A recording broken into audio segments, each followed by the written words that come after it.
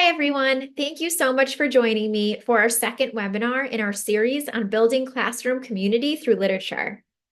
Today, we're going to be focusing on the interactive read aloud, which is a wonderful approach to teaching empathy through literature.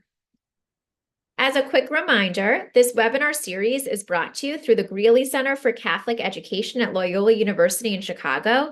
And for more free educator resources, including a one-pager that will accompany this webinar, visit the Greeley website.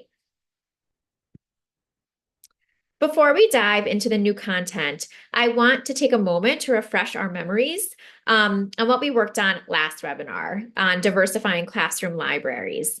We discussed a phrase and a philosophy called mirrors, windows, and sliding glass doors, which was first coined by Rudine Bishop in 1990.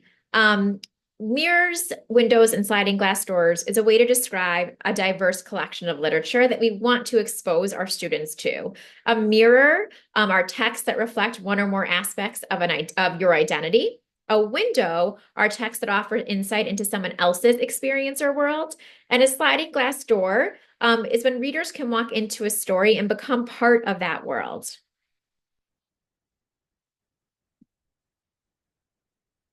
So we left off our first webinar understanding the problem that there are just not enough diverse children's books for our students and ways that we can fix that problem. Really making sure that our students have enough exposure and access to mirrors and windows in classroom libraries. And we also discussed different steps that you can take as classroom educators to diversify your library. So I want to just take one moment and I want everyone to ask yourself, what steps have you taken to diversify your classroom library since the last webinar? Have you checked out Lee and Low Books? Have you visited Pernelia Rip's Instagram account? Have you taken maybe the library questionnaire to evaluate how diverse your classroom library is? You can pause this and just take a moment to reflect.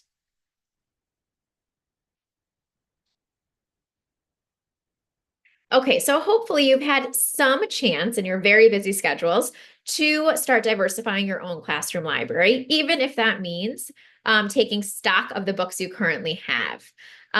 So the essential question for today is, what do we do now?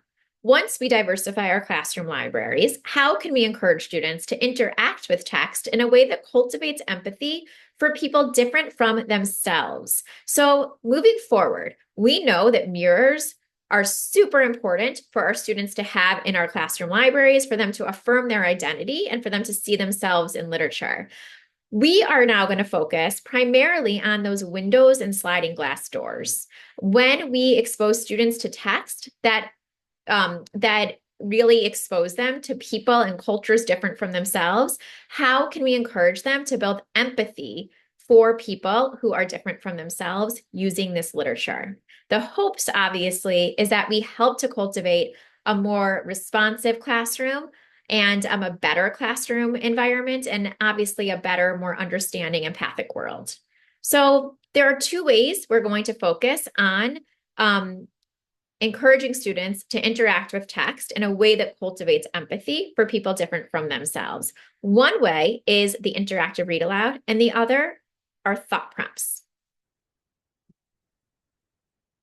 So before we get started discussing what interactive read aloud even is, I want to take a moment to discuss what empathy is. So empathy is the ability to understand and share the feeling of others. So it's different than sympathy, where we just understand or feel badly or happy for someone. Empathy is actually feeling what other people are feeling or other characters are feeling. In Read the World, Kristen Zemke and Katie Mutaris have a wonderful definition of empathy as it pertains to literature. I'm going to take a moment to read it. Discussing empathy as a concept can feel distant to children and even to adults at times. Yet we found that empathy can be grounded in day-to-day life when we consider it in conjunction with getting to know each other's stories. When we listen to other stories with our whole selves, whether the stories are self-contained, anecdotes, or the unfolding of narratives of their lives and cultures, we are opening ourselves up to empathy. When we help our students stand in the shoes of those whose stories they hear, we are encouraging compassion. So I think this quote really embodies what our work is going to be moving forward. How do we interact with text in a way that encourages empathy for people different from ourselves in order to create a more compassionate world and obviously a better classroom environment? So thought prompts are a really great way to have students to really encourage them to start empathizing with characters. Some examples of thought prompts are: if you were in the character's shoes, what would you be thinking right now? If you were in the character's shoes, what would you be wishing for right now? If you were in the character's shoes, what would you be worried about right now? And if you were in the character's shoes, what would you say or do right now? You probably have noticed that there's a repetition of the phrase, if you were in the character's shoes. And the reason for that is because we want students to start sharing the feelings of characters in books. We want them to actually feel as though they were that person so that they can better empathize with them. Okay, so with thought prompts, they're one great tool for encouraging empathy. The other is a model called the interactive read aloud. The interactive read aloud is a great model for reading books aloud to students. And it doesn't just pertain to SEL lessons like building empathy. It's a great tool for any reading skill and strategy. So something to definitely keep in mind. So the interactive read aloud follows a very succinct model and structure. There's the book introduction, where you introduce the genre of the book, the author, a little bit of the summary, and introduce the skill or strategy that you're going to be working on during the interactive read aloud, whether it be just a reading comprehension skill or strategy or an SEL one. Then a teacher actually thinks aloud and models applying that skill and strategy. And then students have the opportunity to practice. Teachers, again, model at a different stopping point, applying the skill and strategy. And then students have the opportunity to practice. And then we round up students to have a whole group discussion. It is a really sacred time when teachers pull together students to share a text. Students usually love this time of the day, and teachers do too, because you share a good book. You share a good book, and there's a tucked in lesson with that. It's very short. It's 15 to 20 minutes max. So I always encourage teachers to have these interactive read alouds planned and at the ready for those weird times during the day. If you can't find time in your schedule to really have for an interactive read aloud every day. So maybe just during after lunch when the kids need a little quiet time, or right before dismissal, but it's really a quick win. And like we discussed, teachers model thinking aloud a reading strategy, and then students practice it. So it's interactive, hence the name, the interactive read aloud. So we are actually going to try this out with a book, one of my favorites, called Nigel and the Moon by Antoine Eddy. So I'm going to show you right now how we can use the interactive read aloud model and thought prompts to hopefully help students to cultivate empathy for the character in the book. For this demo lesson, I want you just to pretend like you are a student. So I'm going to pretend that I'm the teacher, and you can pretend you're the student. So during the student stopping points, if you want to have a pen or paper ready, so that you can actually jot down your response, because you might not have someone actually next to you to turn and talk and discuss this with. That is one option. So typically during the student practice, students are paired with a partner to turn and talk and discuss the prompts with. Okay. Nigel and the Moon by Antoine Eddy is a book about a little boy who has really big dreams. But the problem is he's worried that people won't accept his dreams and that they will think that he's weird or different.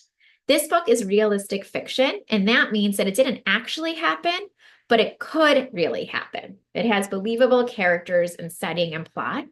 And today we are actually going to practice empathizing with the character in the book.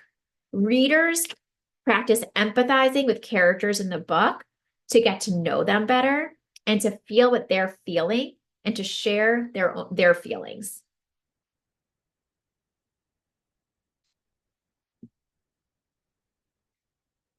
Okay, I'm going to start reading Nigel and the Moon.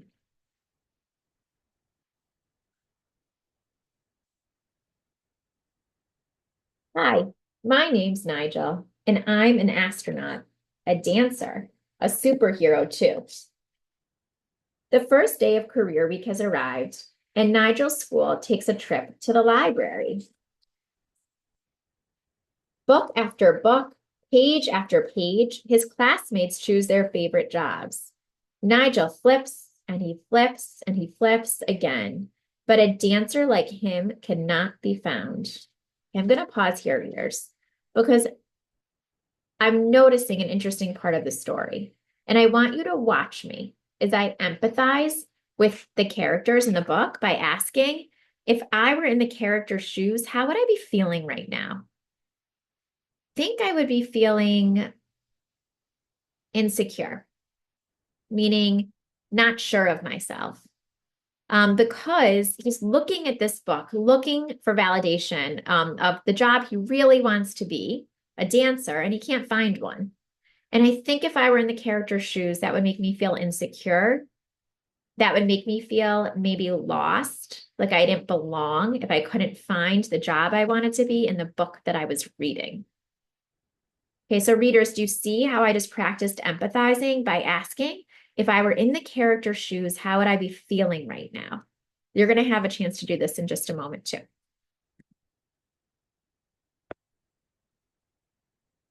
On the second day, his class shadows their parents at work. House after house, block after block, Nigel follows his mom. With feet planted on the ground, Nigel looks to the sky, and the distance from here to there grows larger still. Back in his bed, he searches for the moon. In the dark hue of the night, he finds it once more. And there between the moon and him, his dreams are waiting. Tomorrow, I'll tell the world, he says. Yet he quivers at the thought. Okay, students, I want to stop here. And it's your turn to practice empathizing with the characters by asking, if I were in the character's shoes, how would I be feeling right now?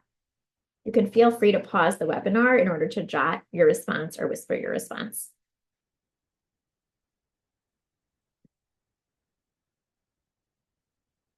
On the third day, the teacher asks, what would you like to be when you grow up? A doctor, an engineer like my dad, a veterinarian. Nigel shrinks in his chair. I don't know. He can't bring himself to whisper the word superhero. Okay, we're going to stop here. Now I want you to watch as I empathize with characters by asking, if I were in Nigel's shoes, in the character's shoes, what would I feel worried about right now? I think I would feel worried. So he's sitting in his chair and he's kind of shrinking so he becomes invisible. Can't quite whisper the word superhero. I think I would be worried that people would laugh at me. That they would think that my dream of being a superhero was silly, was not a legit enough career, that they would make fun of me. And yeah, I think that's why I would feel worried. Did you guys notice how I just empathize with the characters by asking what would I feel worried about if I were in his shoes?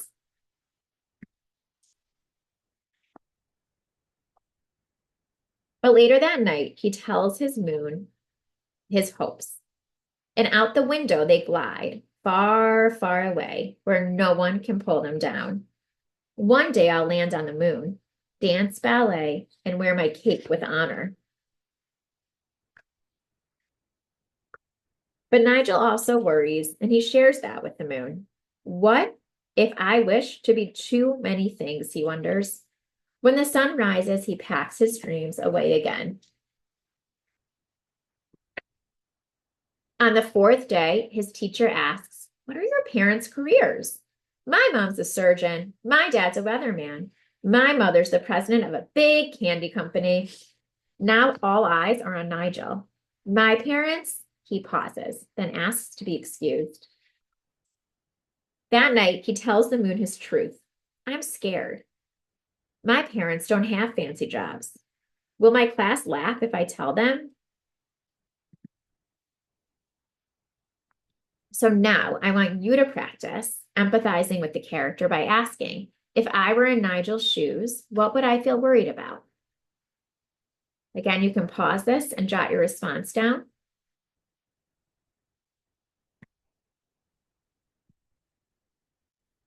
It's easy to tell the moon his truth. It's easy to tell the moon his dreams. But Nigel's not ready to tell the world. The next morning, Nigel slowly makes his way down the stairs. Dream big, son, Dad says, and be proud of who you are, says Mom. The final day of Career Week is here, and some special guests have arrived. An author, a chef, and an architect, too. But that's not all, the teacher says. Come in, Mr. and Mrs. Strong. Nigel slides down in his chair, but a shy smile grows across his face. His mom introduces herself first. I'm a postal carrier, and I help connect people around the world. I love letters, birthday cards, posters, and more. I deliver them all. His dad follows. I'm a truck driver. Most days it feels like I'm driving a monster truck. Vroom. The class erupts in laughter. Looking around the room, Nigel can tell it's the good kind. Above all, his dad adds, pointing at his son, raising Nigel's been the best job we've ever had. With pride, Nigel's chest swells. His eyes, they glow. His smile, it shines. At night, he tells the moon his dreams, but today, he takes a stand. I'd like to say something. Nigel joins his parents in front of the class. I want to be an astronaut on the moon or a dancer on the stage. And when the world needs a superhero, I can be that too. At night, he tells the moon his dreams, but telling the world isn't so scary after all. And this is the last illustration of the text. Okay. So if we were in a classroom right now, it would be time for the discussion portion of the interactive read aloud. During this portion, I like to circle the class up. So instead of just being in pairs with their turn and talk partner, we sit in a circle to create like a warmer environment and to practice the skills of tracking the speaker, of raising our hands, and of listening to others' ideas. So some discussion questions that I would ask a class after reading this book, remembering that the goal of this interactive read aloud was to cultivate empathy for characters, right? To cultivate empathy for a character in a book are written on this slide. So I'll read them quickly. As I read them, I'll pause after each one. You can take a moment to answer the question in your own head or again, jot them down on a piece of paper. Empathy is the ability to feel what another person feels. Which point in the story were you able to experience the most empathy for Nigel? In other words, during which parts were you able to feel what he was feeling? Nervous, embarrassed, or proud? If you were Nigel's friend, what would you have told him when he slumped down in his chair and felt ashamed to tell the class what he really wanted to be? And what was the theme or the author's message of the story?